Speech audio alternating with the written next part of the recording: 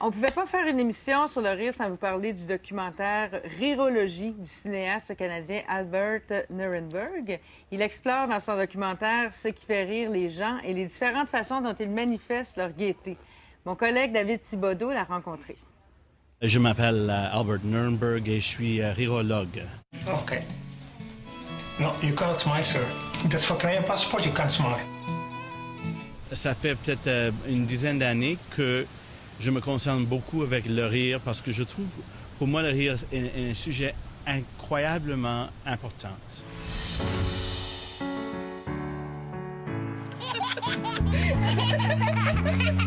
Qu'est-ce qu'on retrouve dans le documentaire Rirologie? On découvre que ça fait juste 15-20 ans qu'on est en train de comprendre c'est quoi le rire et la potentiel médical du rire et aussi social.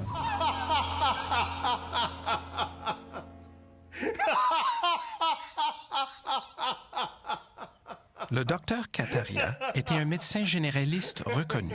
Un jour, il a abandonné la médecine traditionnelle pour pratiquer le rire, convaincu qu'on en tire de plus grands bénéfices. J'ai cessé de pratiquer la médecine parce que j'ai découvert que le rire soigne mieux que la médecine traditionnelle. Et pourquoi, selon vous, c'est un sujet important? Deux raisons. La première raison, c'est que le rire est un langage perdu ou supprimé ou reprimé et qu'on est en train de redécouvrir. Et c'est vraiment un langage qu'on peut exprimer beaucoup de choses et que c'est un langage universel. On rit en français de la même façon qu'on rit en anglais et italien et en grec. Alors, c'est vraiment le langage universel du monde, mais ce n'est pas reconnu. La deuxième raison, qui est très importante, c'est qu'il y a une nouvelle façon de rire.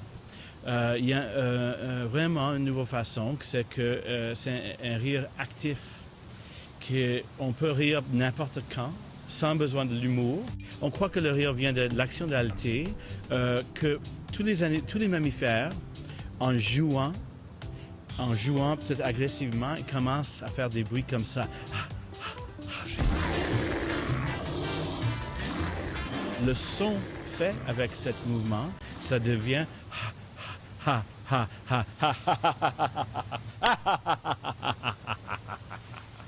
Alors vous voyez que vraiment, il y a de la recherche scientifique qui montre la relation entre la façon de jouer naturelle des mammifères et le rire qui est comme le symbole que je suis en train de jouer avec vous.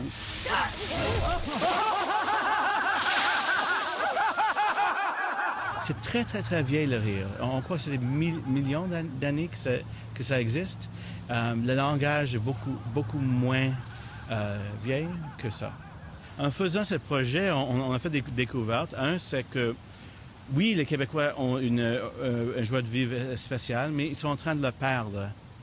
Il devient de plus en plus sérieux. Je crois que les familles deviennent de plus en plus petites. Et je crois qu'un peu la joie de vivre québécoise est liée à des grandes familles et aussi de la pauvreté. Alors, je ne sais pas pourquoi, mais en perdant la pauvreté, on perd un peu notre joie de vivre. Alors, il faudrait rire, faire de grandes familles et faire moins d'argent pour être joyeux. On se regarde. La raison, tout simplement, c'est qu'un des déclencheurs de la rire, c'est le contact des yeux. Alors, on se regarde, on pointe.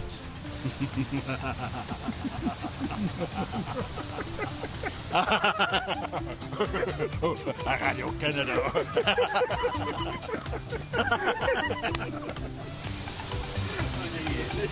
C'est bon. Un duel. Ah ouais, OK, je vais pratiquer ça. Oh oh! Je pense pas qu'on va se rouler par terre, là. Ah oui, pourquoi pas? Ben, allons-y, allons-y, Ça me gaiement. dérange pas, moi.